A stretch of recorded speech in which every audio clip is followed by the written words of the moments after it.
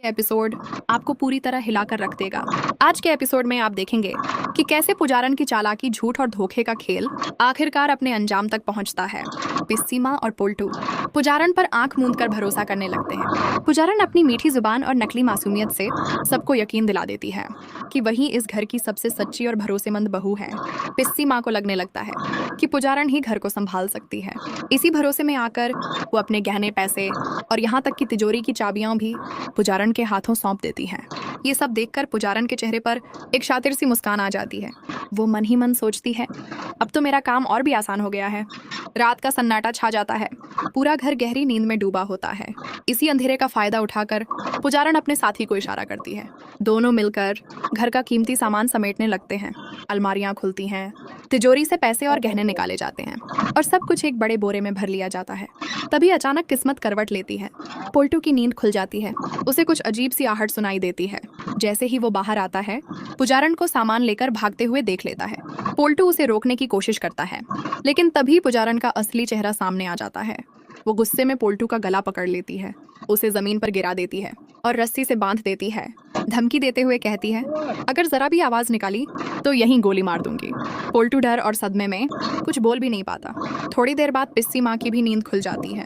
पोल्टू के कमरे से आती आवाजें उन्हें बेचैन कर देती हैं। जैसे ही वो दरवाजा खोलती हैं, अंदर का नजारा देखकर उनके पैरों तले जमीन खिसक जाती है। पुजारन और उसका साथी पिस्सी माँ को भी पकड़ लेते हैं। उनका मुंह दबाकर हाथ पैर बांध देते हैं। कमरे में डर और सन्नाटा फैल जाता है। इसी वक्त अहाना की नींद खुल जाती है। उसका दिल जोर जोर से धड़कने लगता है। वो समझ जाती है कि घर में कुछ बहुत गलत हो रहा है। बिना समय गंवाए वो तुरंत पुलिस को फोन करती है और पूरी बात बता देती है। कुछ ही देर में सायरन की आवाज गूंजने लगती है। पुलिस घर में घुसकर पुजारन और उसके साथी को रंगे हाथों पकड़ लेती है। घर से चुराया गया सारा पैसा और गहने पुलिस बरामद कर लेती है। ये सब देखकर पोल्टू टूट जाता है। आंखों में आंसू लेकर वो कहता है, मुझसे बहुत बड़ी गलती हो गई।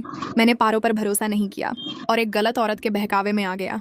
पोल्टू और पिस्सी माँ दोनों पारो से दिल से माफी मांगते हैं। दुर्गा देवी से कहते हैं, हमसे गलती हो गई है, कृपया पारो और पोल्टू की दोबारा शादी करवा दीजिए। आखिरकार पारो का दिल पिघल जाता है। वो कहती है, अगर आप सब सच में बदल गए हैं तो मैं भी पोल्टू को एक और मौका देने के लिए तैयार हूँ। शादी के बाद घर में फिर से खुशियाँ लौट आती हैं। अहाना, पिस्सी माँ और पोल्टू सब खुश नजर आते हैं और दूसरी तरफ पुजारन हथकड़ियों में पुलिस के साथ चली जाती है। तो दोस्तों, आगे क्या होगा? क्या ये खुशियाँ हमेशा रहेंगी या फिर कोई नया तूफान आने वाला है? जानने के लिए अभी चैनल को सब्सक्राइब कीजिए और अगला एपिसोड जरूर देखिए।